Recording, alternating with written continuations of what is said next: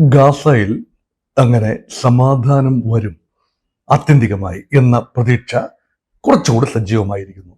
പ്രത്യേകിച്ച് കഴിഞ്ഞ ദിവസം ഐക്യരാഷ്ട്ര സംഘടനയുടെ സമ്മേളനത്തിൽ പങ്കെടുക്കാനെത്തിയ പ്രതിനിധികൾ, അതോടൊപ്പം ഇസ്രായേലിന്റെ പ്രധാനമന്ത്രി ബെഞ്ചമിൻ നെതന്യാഹു, അദ്ദേഹവും അമേരിക്കൻ പ്രസിഡന്റ് ഡൊണാൾഡ് ട്രംപും തമ്മിൽ വൈറ്റ് ഹൗസിൽ വെച്ച് നടന്ന കൂടിക്കാഴ്ചയുടെ റിസൾട്ട്, ആ ഒരു കൂടിക്കാഴ്ചയുടെ പരിണിതഫലം എന്താകും എന്ന ഒരു ഇവാലുവേഷനാണ് ഈ വീഡിയോയുടെ ഇതിവൃത്തം.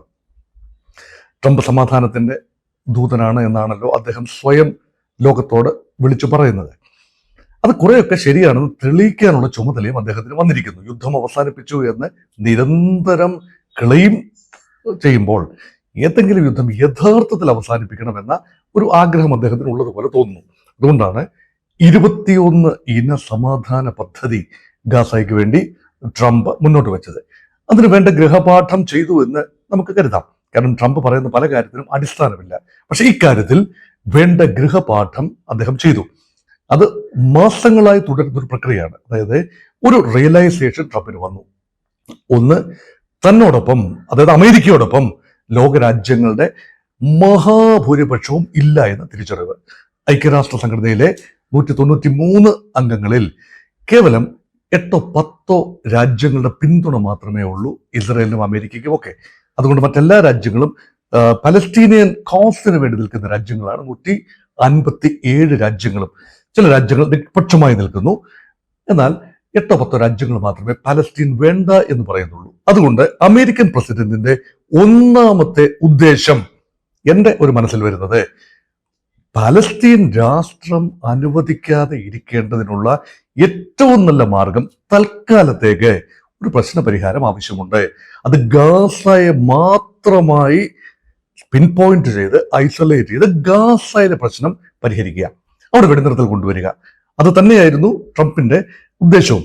അതായത് വിശാല പലസ്തീനിയൻ വിഷയത്തിൽ നിന്നും ലോക രാഷ്ട്രങ്ങളുടെ ശ്രദ്ധ തൽക്കാലത്തേക്ക് മാറ്റി നിർത്തിയിട്ട് ഇതൊരു കാസ്കേഡിംഗ് ഇഫക്റ്റിലേക്ക് പോയി ആത്യന്തികമായി പലസ്തീനിയൻ കോസ് ഐക്യരാഷ്ട്ര സംഘടന ടേക്കപ്പ് ചെയ്യുന്നതിനെ തടയിടാൻ വേണ്ടി ഇമ്മീഡിയറ്റായി ഗാസ സ്വതന്ത്രമാകണം, ഗാസ ഫ്രീ ആക്കണം. ഫ്രീ എന്ന് പറഞ്ഞാൽ സ്വതന്ത്ര പരമാധികാര ഗാസ എന്നല്ല, മറിച്ച് അവിടെ ശാന്തത ഉണ്ടാവണം.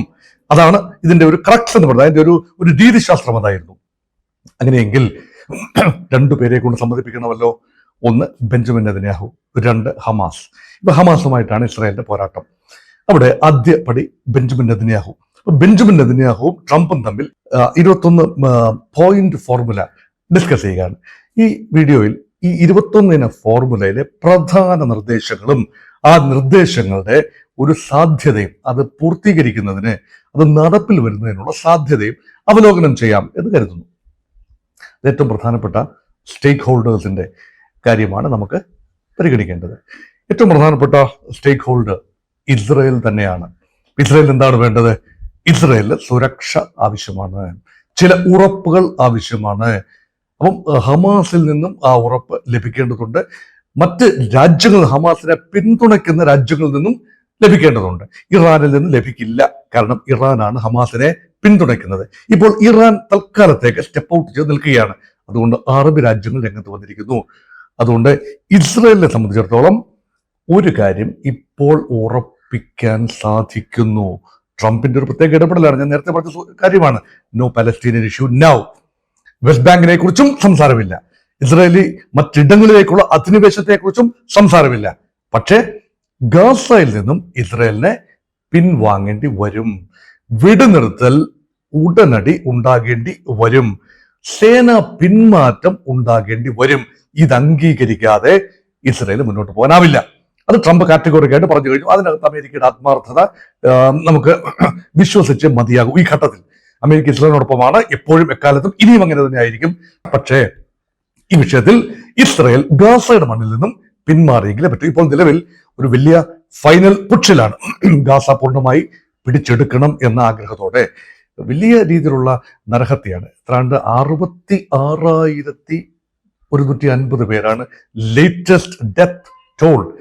2 ലക്ഷത്തിലധികം പേര് അംഗഭംഗം വന്ന് നിൽക്കുന്നു. ഏതാണ്ട് ടോട്ടൽ ജനസംഖ്യ ഏതാണ്ട് 22-23 ലക്ഷം പേര് ഏതാണ്ട് പൂർണ്ണമായും ഡിസ്പ്ലേസ്ഡ് ആണ്. അപ്പൊ അങ്ങനെയുള്ള ഒരു സ്ഥലത്ത് തീർച്ചയായും ഇസ്രായേലിന്റെ പിന്മാറ്റം, വലിയ മാറ്റങ്ങൾ ഉണ്ടാക്കും. അതാണ് ഇസ്രയേലിന് കൊടുക്കേണ്ട ഒരു വില.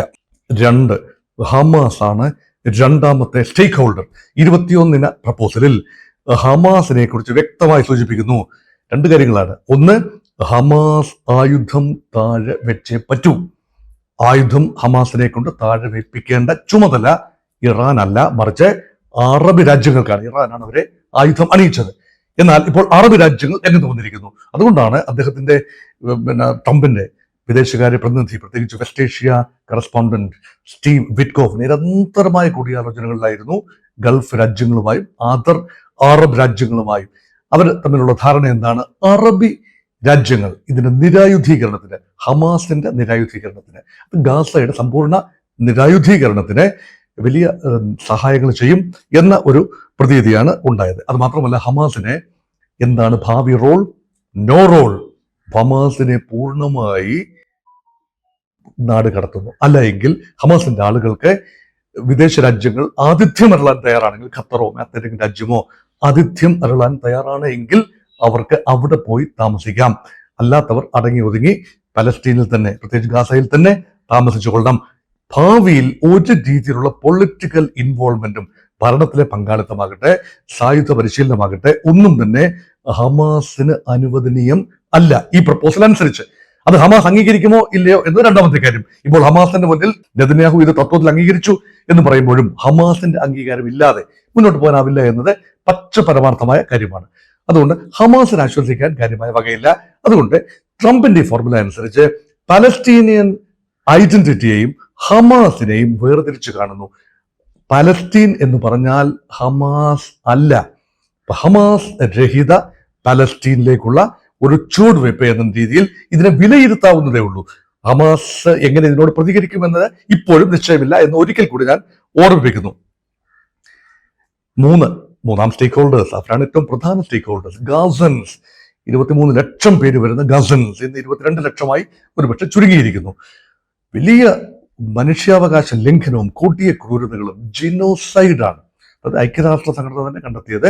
ഇതൊരു വംശഹത്യയാണ്, എത്നിക് ക്ലെൻസിംഗ് ആണ്. 21ാം നൂറ്റാണ്ട് കണ്ട ഏറ്റവും വലിയ എത്നിക് ക്ലെൻസിംഗ് ആണ് ഗാസയിൽ നടന്നുകൊണ്ടിരിക്കുന്നത്, ഇപ്പോഴും നടക്കുന്നത്. ഇപ്പൊ കഴിഞ്ഞ ദിവസം ലേറ്റസ്റ്റ് റിപ്പോർട്ട്, ഈ സമാധാന ചർച്ചകളെല്ലാം നടക്കുമ്പോഴും ലേറ്റസ്റ്റ് റിപ്പോർട്ട് അനുസരിച്ച് ഇസ്രായേലി ടാങ്കുകൾ കയറി ഇറങ്ങി നിരങ്ങുകയാണ് ഗാസ സിറ്റിയിൽ. അപ്പോൾ അവർ പിടിച്ചു നിൽക്കാൻ ബുദ്ധിമുട്ടുകയാണ്. വെള്ളമില്ല, വെളിച്ചമില്ല, ആഹാരമില്ല. ശിശുഹത്യ വളരെ അധികമാണ്. ശിശുമരണ നിരക്ക് വളരെ കൂടുതലാണ്. കൊല്ലപ്പെടുന്നവരിലേറെയും നിരപരാധികൾ, കുട്ടികൾ, സ്ത്രീകൾ ഒക്കെ തന്നെയാണ്. അതുകൊണ്ട് ഗാസയ്ക്ക് വേണ്ടി ഒരു റിലീഫ് പദ്ധതി ഉണ്ടാവണം. അതാണ് പ്രപ്പോസലിലെ പ്രധാനപ്പെട്ട ഐറ്റം. ഗാസ റീകൺസ്ട്രക്ഷൻ പിന്നീട്, പക്ഷെ റിലീഫ് പദ്ധതിയിൽ എന്താണ്? അവിടെ യുണൈറ്റഡ് നേഷൻസിന് ഒരു റോൾ വഹിക്കാൻ ഉണ്ടാകണം. അത്രയെങ്കിലും വേണമല്ലോ. ഐക്യരാഷ്ട്ര സംഘടനയ്ക്ക് ഈ പീസ് ബ്രോക്കർ ചെയ്യുന്നതിൽ കാര്യമായ പങ്കാളിത്തമൊന്നുമില്ല എന്നത് പരമാർത്ഥം. പക്ഷേ റിലീഫ് എങ്ങനെയാണ്? Truck loads. ഇപ്പോൾ നിലവിൽ 20 ട്രക്കുകളാണ് മരുന്നും ആഹാരവുമായി ഓരോ ദിവസവും ഇസ്രായേൽ കടത്തിവിടുന്നത് ഗാസയ്ക്കുള്ളിലേക്ക്. അത് മതിയാവുമോ? ആനവായിൽ അമ്പഴങ്ങ എന്നല്ലേ അതിന് പറയുക. 22 ലക്ഷം പേർക്ക് 20 ട്രക്കുകളിൽ വരുന്ന ഡെയിലി സപ്ലൈ മതിയാവില്ല എന്ന് നമുക്കറിയാമല്ലോ. അതൊരു ലോജിക്കല്ലേ. കൂടുതൽ ഉറപ്പുകൾ വേണം, കൂടുതൽ ആഹാര സാധനങ്ങൾ വേണം, കൂടുതൽ മെറ്റീരിയൽസ് വേണം, മരുന്നുകളുടെ ആവശ്യമുണ്ട്, എല്ലാം അതുണ്ടാകും. അത് റെഡ് ക്രസന്റ്, അത് റെഡ് ക്രോസിന് സമാന്തരമായ അറബ് ലോകത്തെ, ഇസ്ലാമിക ലോകത്തെ അതൊരു സേവന വ്യവസ്ഥയാണല്ലോ റെഡ് ക്രസന്റ് സംഘടന. ആ റെഡ് ക്രസന്റിന്റെയും യുണൈറ്റഡ് നേഷൻസിന്റെയും സംയുക്ത ആഭിമുഖ്യത്തിൽ ഗാസയിലെ ജനങ്ങൾക്ക് സഹായമെത്തിക്കുന്ന, ദുരിതാശ്വാസ സഹായമെത്തിക്കുന്ന പദ്ധതിയാണ് മറ്റൊന്ന്. നമ്മൾ മറന്നു പോകരുതാത്തൊരു കാര്യമുണ്ട്. അവരാണ് അൾട്ടിമേറ്റ് സ്റ്റേക്ക് ഹോൾഡേഴ്സ്. ബന്ദികൾ, 250ഓളം ബന്ദികളെ ഒക്ടോബർ 7, 2023 ഇസ്രായേലിന്റെ മണ്ണിൽ നിന്നും ഹമാസ് തട്ടിക്കൊണ്ടുപോയവർ, അവരിൽ നിലവിൽ 20ഓളം പേർ മാത്രമേ ജീവിച്ചിരിപ്പുള്ളൂ എന്നാണ് ഇസ്രായേലിന്റെ ഇൻഡിപെൻഡന്റ് എസ്റ്റിമേറ്റ്സ്. അവിടെ അവരുടെ മോചനം അത് വലിയൊരു വിഷയമാണ്, മാനുഷിക വിഷയമല്ലേ. അത് ഇസ്രായേൽ ഗവൺമെന്റിന് മേൽ ഇസ്രായേലി ജനത അല്ലെങ്കിൽ ബന്ദികളുടെ ഫാമിലി ചെലുത്തുന്ന വലിയ സ്വാധീനം, ലോകരാജ്യങ്ങൾ ചെലുത്തുന്ന ഒരു വലിയ സമ്മർദ്ദം, അത് കണ്ടില്ല എന്നടിക്കാൻ ഇസ്രായേലിനാവില്ല. അമേരിക്കൻ പ്രസിഡന്റ് പ്രപ്പോസലിൽ കൃത്യമായി പറയുന്നു 72 ദിവസത്തിനുള്ളിൽ വെടിനിർത്തലും ഉണ്ടാകണം. 72 മണിക്കൂറുകൾക്കുള്ളിൽ എല്ലാ ബന്ദിയും, അവസാന ബന്ദിയും മോചിപ്പിച്ചിരിക്കണം. അത് ഒറ്റയടിക്കോ ബാച്ചുകളായോ 20 ബന്ദികൾ ജീവിച്ചിരിപ്പുണ്ടെങ്കിൽ അവരെ മോചിപ്പിക്കണം, ശവശരീരങ്ങൾ ഉണ്ടെങ്കിൽ അത് കൈമാറ്റം ചെയ്യണം. അങ്ങനെ ഒരു അൾട്ടിമേറ്റം കൊടുത്തിരിക്കുകയാണ്. അതിന് പകരമായി ഇസ്രയേലിന്റെ കസ്റ്റഡിയിലുള്ള 250 ജീവപര്യന്തം പലസ്തീനിയൻ തടവുകാർ ഉൾപ്പെടെ ഏതാണ്ട് 1700 പരം പലസ്തീനിയൻസിനെ വിട്ടുകൊടുക്കണം. 20 ഇസ്രയേലികളെ ഹമാസ് വിട്ടുകൊടുക്കുമ്പോൾ 1700 പേരെ പലസ്തീൻ തടവുകാരെ ഇസ്രയേൽ പല സമയങ്ങളിലായി തട്ടിക്കൊണ്ടുപോയിട്ടുള്ള, പിടിച്ചു വച്ചിരിക്കുന്ന, അറസ്റ്റ് ചെയ്ത് തടങ്കലിലാക്കിയിരിക്കുന്ന 1700 പേരെ വിട്ടയക്കണം. അത് വലിയൊരു ഡീലാണ്. അത് ഇസ്രയേൽ പൂർണ്ണമായി അംഗീകരിച്ചോ എന്ന് ഉറപ്പില്ല. എങ്കിലും ബന്ദി കൈമാറ്റം എന്നത് ഇതിന്റെ അത്യാവശ്യ വ്യവസ്ഥ തന്നെയാണ്. ഇനി വരുന്നതാണ് ഗാസയുടെ റീകൺസ്ട്രക്ഷൻ. അപ്പം ഇത് പുനരുദ്ധാരണം, കാരണം ഗാസയിലെ കെട്ടിടങ്ങളെല്ലാം പൂർണ്ണമായി തകർന്ന നിലയിലാണ്. അപ്പൊ ഇതിന്റെ റീകൺസ്ട്രക്ഷൻ മാസങ്ങളോ വർഷങ്ങളോ എടുക്കുന്ന ഒരു സുദീർഘമായ പ്രക്രിയയാണ്. അതിനുവേണ്ടി അറബ് രാജ്യങ്ങൾ കൈയച്ച് സഹായം ചെയ്യും, പണം നൽകും. അമേരിക്ക പണം നൽകാൻ തയ്യാറാണ്. ഇപ്പോൾ ട്രംപ് അധ്യക്ഷനായ ഒരു സമിതി അതാണ് ഈ റീകൺസ്ട്രക്ഷൻ എഫേർട്ട് മോണിറ്റർ ചെയ്യുന്നത്. അതോടൊപ്പം തന്നെ ബ്രിട്ടീഷ് പ്രതിനിധിയായി ലേബർ പാർട്ടിയുടെ മുൻ നേതാവ്, മുൻ പ്രധാനമന്ത്രി ടോണി ബ്ലെയർ, അതുപോലെ പലസ്തീനിയൻ നേതാക്കൾ, ഇവരെല്ലാം അടങ്ങുന്ന അറബി നേതാക്കൾ, പലസ്തീനിയൻ നേതാക്കൾ, ഇവരെല്ലാം അടങ്ങുന്ന ഒരു സമിതിയുടെ മേൽനോട്ടത്തിലായിരിക്കും ഗാസയുടെ റീകൺസ്ട്രക്ഷൻ. ഇപ്പോൾ മനുഷ്യവാസയോഗ്യമല്ല ഗാസ. അത് നരകതുല്യമാണ്. ഭൂമിയിൽ ഒരു നരകമുണ്ടെങ്കിൽ, ഭൂമിയിൽ ഒരു തുറന്ന നരകം പോലെയുള്ള ജയിലുണ്ടെങ്കിൽ അതിന്റെ പേരാണ് ഗാസ. അത് പുനഃസൃഷ്ടിച്ചെങ്കിലേ പറ്റൂ. അത് വലിയ ഒരു ചലഞ്ചാണ്. അടുത്ത ഒരു വിഭാഗമുണ്ട്. ഇപ്പോൾ മാറി നിന്ന് അഭിപ്രായം പറയുന്ന ഒരു പലസ്തീനിയൻ വിഭാഗം, വെസ്റ്റ് ബാങ്ക്. മഹമ്മൂദ് അബ്ബാസ് നയിക്കുന്ന പലസ്തീനിയൻ അതോറിറ്റി, അവരുടെ റോൾ എന്താണ്? അവരൊരു റോൾ ആഗ്രഹിച്ചു. ഒരു പക്ഷേ ഗാസയെ മോചിപ്പിച്ച് പലസ്തീൻ അതോറിറ്റിയുടെ ഭാഗമായി hyphenated Gaza, west bank, Jerusalem, ഈ ഒരു പദ്ധതി. പക്ഷെ അതല്ല ഇപ്പോൾ സജസ്റ്റ് ചെയ്യപ്പെട്ടിരിക്കുന്നത്.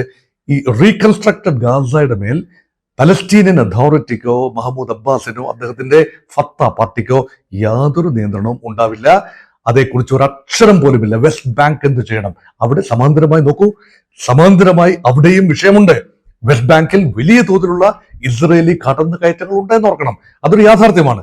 അപ്പം ഇപ്പൊ സമാന്തരമായി ഗാസയിലും വെസ്റ്റ് ബാങ്കിലും ഇസ്രയേലി അധിനിവേശമുണ്ട്. വെസ്റ്റ് ബാങ്കിലേത് വലിയ മനുഷ്യാവകാശ ലംഘനമായി ഇപ്പോൾ പറയുന്നില്ല എങ്കിൽ പോലും ചരിത്രപരമായി അങ്ങനെ തന്നെയാണ്. കണ്ണായ സ്ഥലങ്ങളെല്ലാം തന്നെ ഇസ്രയേൽ കൈവശപ്പെടുത്തി കഴിഞ്ഞു. പക്ഷെ അതേക്കുറിച്ച് ഒരക്ഷരം മിണ്ടുന്നില്ല. അതിന്റെ അർത്ഥം എന്താണ്? ഗാസയെക്കുറിച്ച് മാത്രം ഇപ്പോൾ സ്പോട്ട്ലൈറ്റിൽ നിർത്തുക, വെസ്റ്റ് ബാങ്ക് പിന്നെ കൈകാര്യം ചെയ്യാം. രണ്ടും കൂടെ കൈകാര്യം ചെയ്താൽ അതിനർത്ഥം ഒരു സ്വതന്ത്ര പരമാധികാര പലസ്തീൻ രാഷ്ട്രം എന്ന സങ്കല്പം വീണ്ടും മനുഷ്യ മനസ്സുകളിൽ ഉണ്ടാവും. അതൊഴിവാക്കാൻ വേണ്ടിയുള്ള ട്രംപിന്റെ കുശാഗ്ര ബുദ്ധിയാണ് വെസ്റ്റ് ബാങ്കിനെ കുറിച്ച് ഒന്നും സംസാരിക്കാതെ ഇരിക്കുക എന്നത്.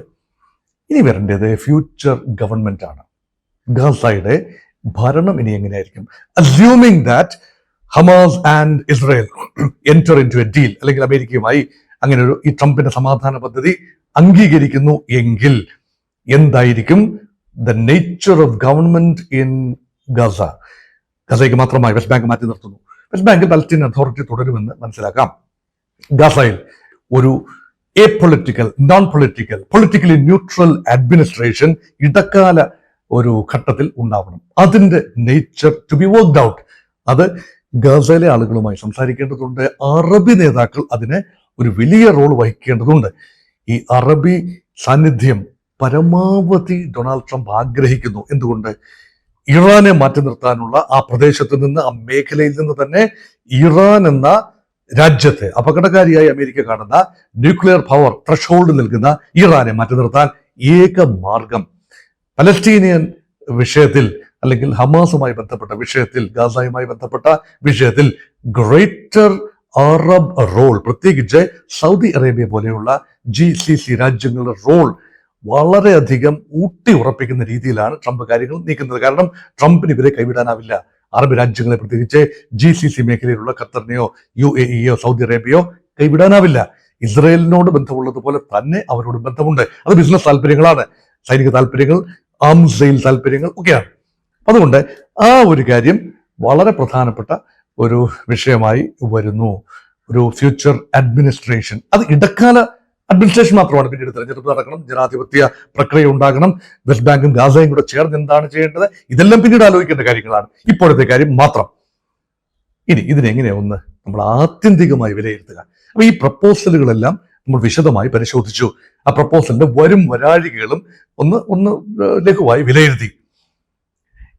ഇതൊക്കെ പുതുമയാണോ പ്രേക്ഷകരുള്ള എന്റെ ചോദ്യം? ഈ സമാനമായ പ്രപ്പോസൽസ് മുൻപും വന്നില്ലേ?